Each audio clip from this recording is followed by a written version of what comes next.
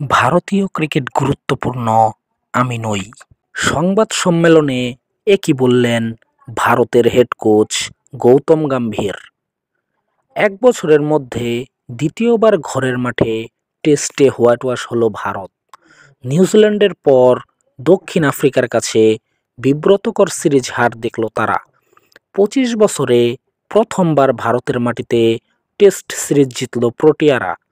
কলকাতায় অবিশ্বাস্য হারের পর থেকে ভারতের কোচ গৌতম গম্ভীর তোপের মুখে পড়েন।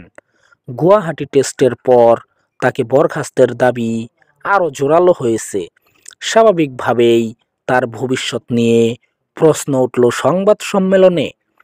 ১৮ টেস্টে গম্ভীরের অধীনে খেলেছে ভারত, হারের সংখ্যাই বেশি। ১০ ম্যাচ হেরেছে তার দল। গুয়াহাটিতে ৪০৮ রানে ভারতের হারের পর সংবাদ মাধ্যমের মুখোমুখি হন তিনি। সাবেক এই ওপেনারের ভবিষ্যৎ নিয়ে জানতে চাইলে তিনি এই সিদ্ধান্ত নেওয়ার ভার বোর্ডের উপর ছেড়ে দেন। গম্ভীর বলেন, এটা বিসিসিআইয়ের সিদ্ধান্ত নিতে হবে।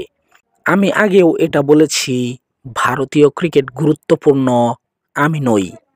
আমি একই ব্যক্তি যে ইংল্যান্ডে সাফল্য পেয়েছি, চ্যাম্পিয়ন্স ট্রফি ও এশিয়া কাপ জিতেছি।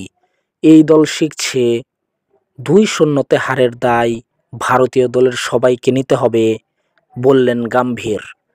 দায় সবার, কিন্তু শুরুটা হবে আমাকে দিয়ে।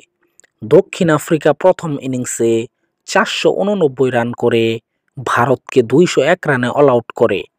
তারপর ২৬০ রানে দ্বিতীয় ইনিংস ঘোষণা করে ভারতকে ৫৪৯ রানের বিশাল লক্ষ্য দেয়।